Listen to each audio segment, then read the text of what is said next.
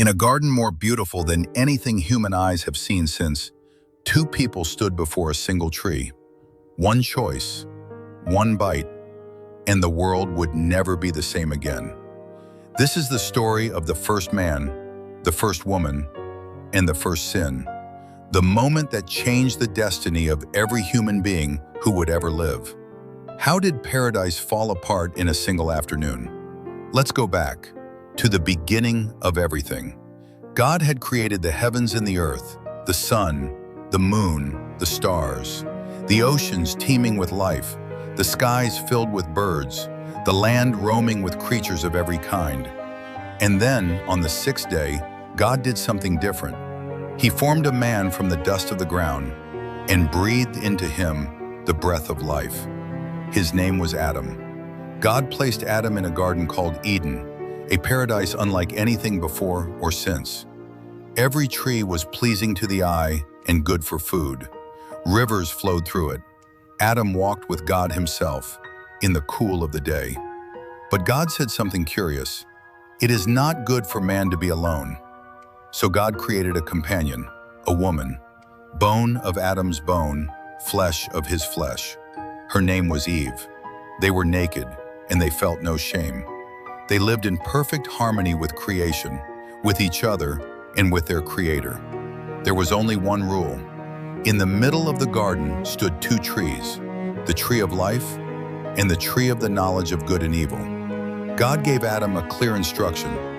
You may eat from any tree in the garden except this one, the tree of knowledge of good and evil. If you eat from it, you will surely die. One tree, one rule, everything else freely given. But there was someone else in the garden, someone who hated everything God had made, someone who had once been an angel of light and fell into darkness because of pride. The Bible calls him the Serpent, and he had a plan. He found Eve alone near the one tree she wasn't supposed to touch, and he asked her a question designed to plant doubt. Did God really say you must not eat from any tree in the garden? Notice what he did. He twisted the truth just slightly. God hadn't forbidden every tree, only one. But the serpent made it sound like God was being unreasonable, restrictive, unfair. Eve corrected him.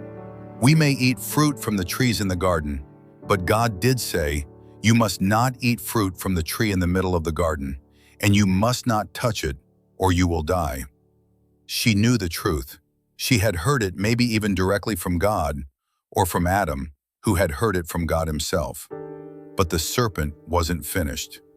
You will not certainly die, for God knows that when you eat from it, your eyes will be opened, and you will be like God, knowing good and evil. And there it was, the lie, wrapped in just enough truth to feel believable. The serpent didn't say, disobey God. He said, become like God. He didn't say, this will destroy you. He said, this will open your eyes. He took God's generous boundary and made it look like God was hiding something good from her, like God was holding her back from her full potential. Eve looked at the fruit. She saw that it was good for food, pleasing to the eye, and desirable for gaining wisdom. Everything in her, her appetite, her sense of beauty, her desire to grow and understand, was being pulled toward this one act of disobedience. This is the anatomy of every temptation that has ever existed. It appeals to something real, something good even, and it twists it just enough. And then she reached out. She took the fruit and she ate. But the story doesn't end there. Eve wasn't alone in this. She gave some to her husband who was with her.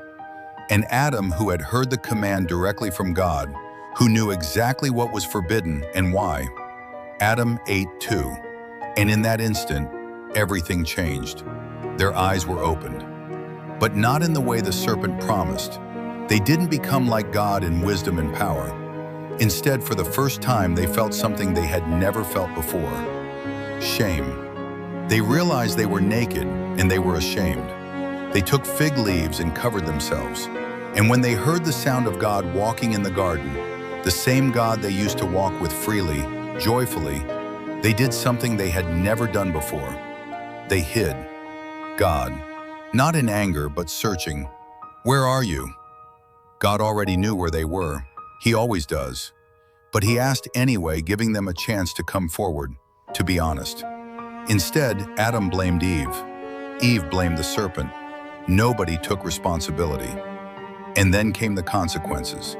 To the serpent, Genesis tells us God promised it would be cursed above all creatures, but also gave a promise that one day the offspring of the woman would crush the serpent's head. A promise that generations later would point forward to someone far greater than Adam. To Adam, the ground itself would be cursed. He would work and toil and sweat for his food all the days of his life until he returned to the dust he came from.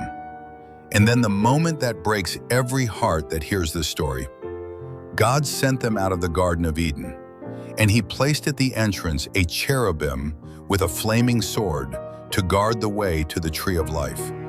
Paradise was lost.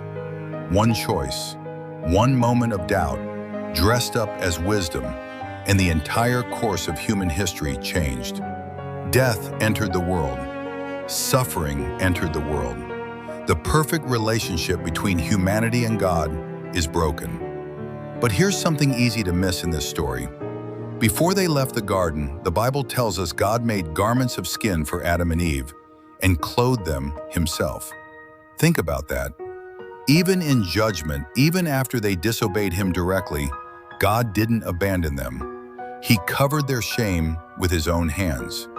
And remember that promise to the serpent? That one day the offspring of the woman would crush its head? That wasn't just a curse on the serpent. That was the very first promise of a redeemer. A hint, planted in the darkest moment of human history, that this wasn't the end of the story. So what does this ancient story mean for us today? Every one of us has stood where Eve stood. A boundary, a whisper that says, surely it won't hurt. Surely God doesn't really mean that. Surely you deserve more than what you've been given. And every one of us has felt the weight of a choice we can't take back. But this story isn't just about how we fell. It's about how far God was willing to go to bring us back. The garden was closed, but the story of redemption had already begun. This is where it all began, but it's not where it ends. Next time, we'll look at a man who built something the whole world mocked him for, and how his obedience saved his family from a flood that changed the earth forever. That's the story of Noah. If this story moved you, hit subscribe so you don't miss it. And in the comments, tell me, if you were Eve in that moment, what do you think you would have done? Until next time, walk closely with the one who never stopped seeking you, even after the fall.